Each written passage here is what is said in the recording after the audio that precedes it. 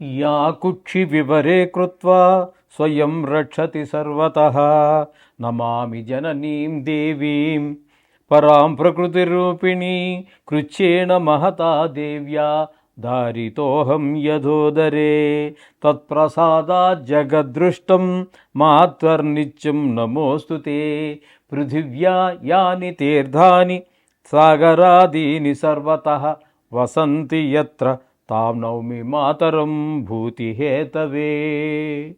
మాతృదేవోభవ. ఇప్పుడు మనము మార్చి నెల 16వ తారీఖు నుండి 31వ తారీఖు 2026 సంవత్సరం గోచార ఫలితాలు ఏ విధంగా ఉంటాయో స్వశాస్త్రీయంగా తెలుసుకునేటటువంటి ప్రయత్నం చేద్దాం. కుంభరాశి వారికి మార్చి నెల 16వ తారీఖు నుంచి 31వ తారీఖు వరకు అంటే 2026 సంవత్సరంలో గోచార ఫలితాలు ఏ విధంగా ఉంటాయో సశాస్త్రీయమైన పద్ధతులు తెలుసుకునేటువంటి ప్రయత్నం చేద్దాం. ఇక్కడ ఈ మకర రాశి వారికి ద్వితీయ స్థానంలో రాహువు, బుధుడు, కుజుడు 3 గ్రహాల యొక్క సంచారం జరుగుతున్నది.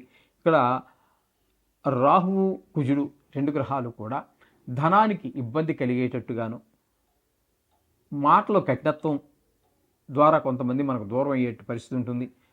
అలాగే కుటుంబంలో కూడా ఆహ్లాదకరమైన పరిస్థితులు ఉండవు. కంటికి సంబంధించినటువంటి వ్యాధులు ఉన్నవారు ఎవరైనా ఉన్నట్టయితే వారికి కొంచెం ఆ కంటికి సంబంధించిన వ్యాధి ప్రకోపించేటటువంటి పరిస్థితులు కనబడుతున్నాయి. కాబట్టి వారు నేత్ర జబ్బులో ఉన్నటువంటి వారు ఖచ్చితంగా తగు జాగ్రత్త తీసుకోవాలి. డాక్టర్ దగ్గరికి వెళ్ళండి, కలవండి. వారు చెప్పినటువంటి సూచనలు, వారు రాసినిచ్చినటువంటి మందులు జాగ్రత్తగా వాడండి. అది ఒక సూచన ద్వితీయ స్థానంలో ఉండటం వల్ల. అదే రాహు, కుజులతో పాటుగా బుధుడు కూడా ఉన్నారు. అక్కడ ద్వితీయ స్థానం అవుతున్నది మకరానికి. అది మాత్రం ఆ బుధుడు మాత్రం మీకు అనుకూలమైన ఫలితాలు ఇస్తూ ఉన్నాడు.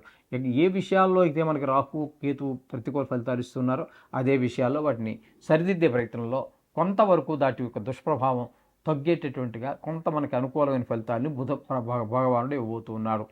ఇక తృతీయ స్థానంలో 3 గ్రహాల యొక్క సంచారం జరుగుతోందండి. ఈ 3 గ్రహాలు ఏంటి? ఒకటి శని భగవానుడు అత్యంత శుభప్రదమైన ఫలితాలు ఇస్తాడు. శుక్రుడు ఆయన కూడా 10 రోజుల పాటు ఉన్నారు. తదుపరి 6 రోజుల పాటు చతుర్థంలో అక్కడ కూడా మంచి ఫలితాలు ఇస్తారు.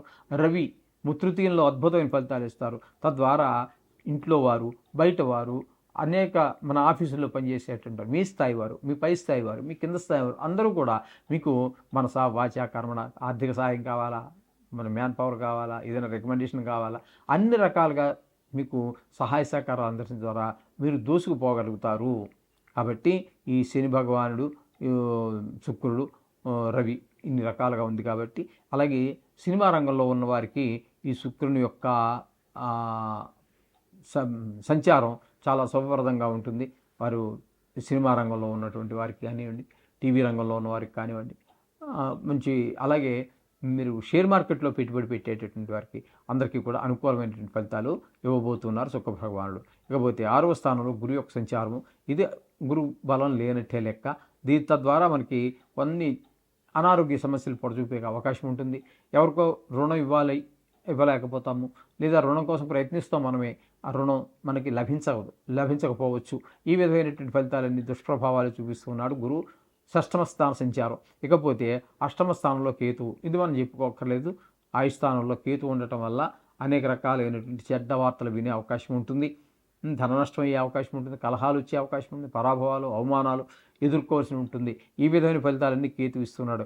మొత్తంగా కనుక మనం వీరికి చెప్పుకోవాల్సి వస్తే బుధుడు ఒకడు అనుకూలుడు, తృతీయ స్థానంలో ఉన్నటువంటి శని, శుక్ర, రవి, ఇవి అంటే 4 గ్రహాల యొక్క అనుకూలత బాగున్నది.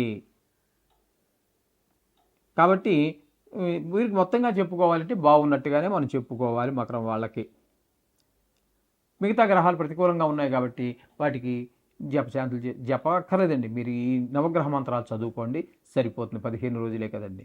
దీనికోసం మీరు పెద్దగా ధనాన్ని వెచ్చించాల్సిన పనేమీ లేదు.